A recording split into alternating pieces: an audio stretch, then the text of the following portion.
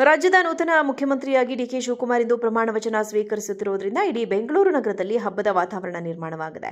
ನಿಯೋಜಿತ ಸಿಎಂಗೆ ಶುಭ ಕೋರಲು ಅವರ ಅಭಿಮಾನಿಗಳು ಹಾಗೂ ಕಾಂಗ್ರೆಸ್ ಬೆಂಬಲಿಗರು ನಗರದ ಬಹುತೇಕ ಕಡೆಗಳಲ್ಲಿ ಬೃಹತ್ ಫ್ಲೆಕ್ಸ್ ಬ್ಯಾನರ್ ಹಾಗೂ ಕಟೌಟ್ಗಳನ್ನು ಅಳವಡಿಸಿದ್ದಾರೆ. ವಿಶೇಷವಾಗಿ ರಾಜರಾಜೇಶ್ವರಿ ನಗರ ವ್ಯಾಪ್ತಿಯ ಸುಮನಹಳ್ಳಿಯಲ್ಲಿ ಕಾಂಗ್ರೆಸ್ ಕಾರ್ಯಕರ್ತರು ಡಿಕೆ ಶಿವಕುಮಾರ್ ಅವರ ಬರೋಬ್ಬರಿ 100 ಅಡಿ ಎತ್ತರದ ಬೃಹತ್ ಕಟೌಟ್ ನಿರ್ಮಿಸಿ ಭರ್ಜರಿಯಾಗಿ ಸಂಭ್ರಮಾಚರಣೆ ನಡೆಸ್ತಾ ಇದ್ದಾರೆ.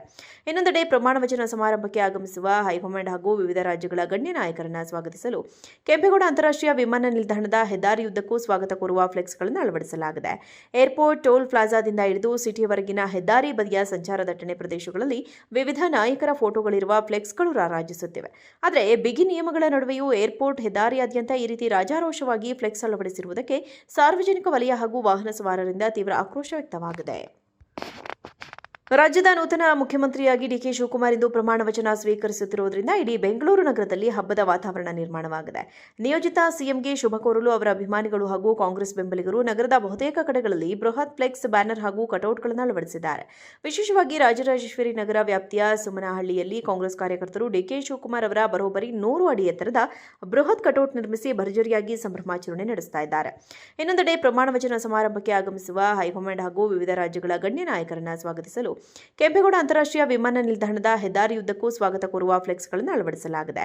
ಏರ್ಪೋರ್ಟ್, ಟೋಲ್ ಪ್ಲಾಜಾದಿಂದ ಹಿಡಿದು ಸಿಟಿಯವರೆಗಿನ ಹೆದ್ದಾರಿ ಬದಿಯ ಸಂಚಾರ ದಟ್ಟಣೆ ಪ್ರದೇಶಗಳಲ್ಲಿ ವಿವಿಧ ನಾಯಕರ ಫೋಟೋಗಳಿರುವ ಫ್ಲೆಕ್ಸ್ಗಳು ರಾರಾಜಿಸುತ್ತಿವೆ. ಆದರೆ ಬಿಗಿ ನಿಯಮಗಳ ನಡುವೆಯೂ ಏರ್ಪೋರ್ಟ್, ಹೆದ್ದಾರಿಯಾದ್ಯಂತ ಈ ರೀತಿ ರಾಜಾರೋಷವಾಗಿ ಫ್ಲೆಕ್ಸ್ ಅಳವಡಿಸಿರುವುದಕ್ಕೆ ಸಾರ್ವಜನಿಕ ವಲಯ ಹಾಗೂ ವಾಹನ ಸವಾರರಿಂದ ತೀವ್ರ ಆಕ್ರೋಶ ವ್ಯಕ್ತವಾಗಿದೆ. ರಾಜ್ಯದ ನೂತನ ಮುಖ್ಯಮಂತ್ರಿಯಾಗಿ ಡಿಕೆ ಶಿವಕುಮಾರ್ ಇಂದು ಪ್ರಮಾಣ ವಚನ ಸ್ವೀಕರಿಸುತ್ತಿರುವುದರಿಂದ ಇಡೀ ಬೆಂಗಳೂರು ನಗರದಲ್ಲಿ ಹಬ್ಬದ ವಾತಾವರಣ ನಿರ್ಮಾಣವಾಗಿದೆ.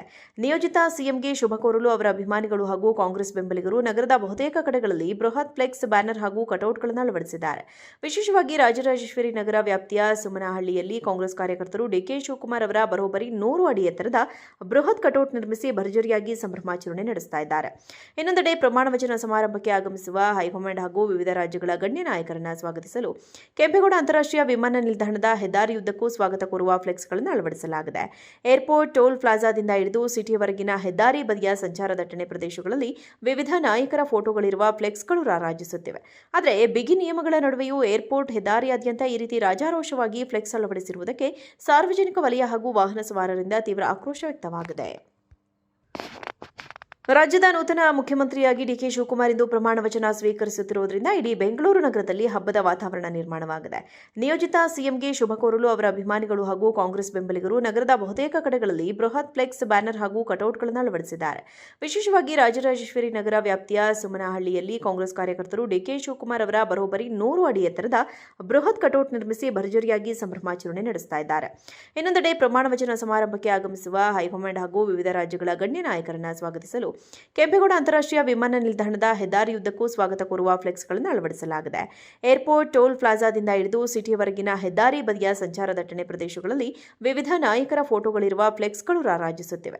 ಆದರೆ ಬಿಗಿ ನಿಯಮಗಳ ನಡುವೆಯೂ ಏರ್ಪೋರ್ಟ್, ಹೆದ್ದಾರಿಯಾದ್ಯಂತ ಈ ರೀತಿ ರಾಜಾರೋಷವಾಗಿ ಫ್ಲೆಕ್ಸ್ ಅಳವಡಿಸಿರುವುದಕ್ಕೆ ಸಾರ್ವಜನಿಕ ವಲಯ ಹಾಗೂ ವಾಹನ ಸವಾರರಿಂದ ತೀವ್ರ ಆಕ್ರೋಶ ವ್ಯಕ್ತವಾಗಿದೆ.